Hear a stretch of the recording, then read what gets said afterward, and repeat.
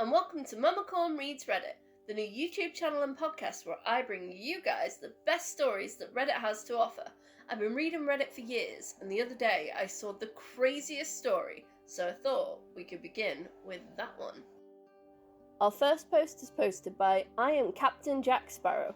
Snowmobile Karen regrets involving the owner. Long-time lurker and listener, I am proud to say that I encountered my very first Karen. So this happened about a week ago when I was asked to fill in for a friend at a ski centre.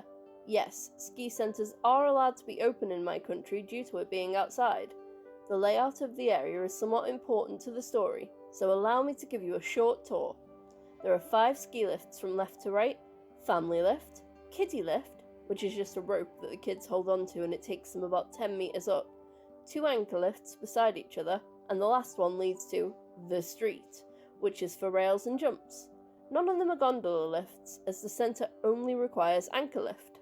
I was working at the so-called family lift, which is meant for families with little kids. This meant that the slope is small compared to the rest, so that everyone in the family can ride together.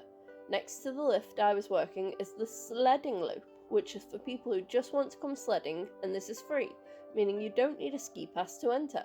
Also, every lift has a snowmobile. I had mine parked next to the lift so that I could have somewhere to sit if I wanted to, and due to the cold the suspension was somewhat frozen, which meant when someone took a seat on the snowmobile, it made a sound. Now to the story. We have entitled Snow Karen, ESK, Hexborn, HS1 and 2, and me being me. I was helping a young girl onto the lift as she was having problems. That was one of my tasks at work. And when I had my back turned while helping the little girl, I heard the suspension creak, and my first thought was, oh, my turn to go get lunch, as I thought it was my co-worker. But nope. I turn round and see 2 of Karen's Hexborn trying to start the snowmobile. Hey, what on earth do you think you're doing? We want to drive the snowmobile. Yeah, we're going to drive it up the slope. No, you can't do that. You're not old enough. You have to be at least 16 to drive one, and they were about 5 to 6 years old. And you can't drive this unless you work here. But Mum said we could. I don't care what your mum said. You're not allowed on it. I need you to leave. And guess who cut me off? Why are you talking to my babies? Ma'am, are they your Hexborn? Yes. Now tell me, why are you talking to them? They were on the snowmobile trying to start it and take it for a joyride. So, I told them they could. Ma'am, they can't do that. They're not old enough, they don't work here, and they haven't been trained on how to operate it. Oh, stop being so rude. Just teach them how to operate it now. I can't. They're not old enough, and unless you work here, you are not allowed to drive it on the area.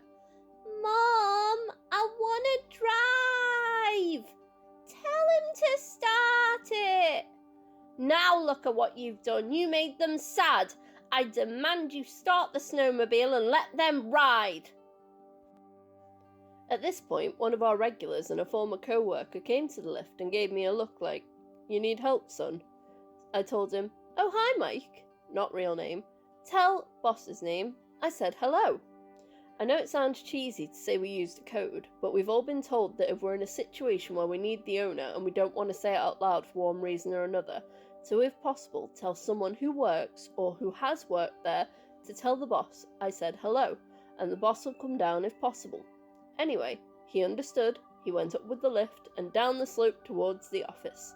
Now, during that 10-second window, the entitled Snow Karen had climbed the fence and joined her kids at the snowmobile to get it started, and then something struck me. I don't know why I didn't notice it before, but not one of them was in ski gear. No helmets, ski boots, skis, or anything, and the entitled Snow Karen had 2 sleds behind the fence. Me, somehow still polite. Ma'am, why aren't any of you in ski gear? Because we decided to just go sledding. You can't be on this side of the gate if you aren't planning to ski. Yes, we can. We are paying customers. We ate inside the restaurant. Doesn't matter. You can't be here unless you're going to ski. Now shut it, you little idiot. We are paying customers, and that means we have the right to be here and the right to ride the snowmobile. At this point, I lost it, and decided to use my army voice. We have compulsory military service in this country. Okay, that's it. Get off the snowmobile now. I commanded them and they all looked shocked. I guess they never expected a reaction like that from me. Entitled Snow Karen's still shocked. How dare you speak to me like that? You need to show your elders some I cut her off. I have tried to be polite and tell you kindly to leave the snowmobile, and yet you have refused. Do you realise that you could die, or get injured, or even worse, kill or injure someone else if they drove this thing? You and your kids need to leave, as you clearly have no right nor deserve the right to be here. At this point, she tried to play the victim card, when a family of 6 came to the lift. Help! Help! This boy is harassing me and my babies! Luckily for me, the family didn't believe her when I explained the situation, and I assured them that I didn't need help. Now the entitled Snow Karen decided she would play the infamous I know the owner card. Entitled Snow Karen, with a smug look on her face, said, You know, I know the owner, so unless you want to lose your job, I suggest you start this snowmobile. Don't know why she didn't care about my warning about her kids killing or injuring themselves or others. Ooh, you know the owner? Yes. At this point, I saw the owner walking towards us, as a regular had sent him. Well, here's your chance to explain to him why I should get fired, I said as I waved at him. I could see the entitled Snow Karen worry a little, but she quickly shook it off. So, what is the problem here then? Entitled Snow Karen flew into a rant. Your employee has been so rude towards me and my kids and refused to let my babies ride the snowmobile, even though I know we are allowed to do so as paying customers. No, you are not allowed because it is dangerous and wasteful. Also, I can see that none of you are dressed to be on this side of the fence, and thus I can assume you have not paid to be here. Well, what about him? She said, pointing at me. He's not dressed for skiing either. Well, that is because he works here, and he should not be dressed for skiing. Entitled Snow Karen, slowly realizing she is losing a battle, decided to go for the harassment claim. Well, he harassed me and my babies, and I demand he is fired for his behaviour. Now, the owner's a chill guy and has a great sense of humour and doesn't take BS from anyone, and he saw an amazing chance to strike down this Karen. Well then, shall we see what the audio cameras have recorded? No, that's not necessary, but I demand he be fired for his behaviour. The owner cut her off. And I guess I should also tell my daughter that his boyfriend is a horrible person for harassing a mother and her children, right? Oh, how devastated she will be, he said sarcastically. You see, what the entitled Snow Karen didn't know is I've been dating the owner's daughter for 2 years, and when I have time, I spend weekends at her family's house.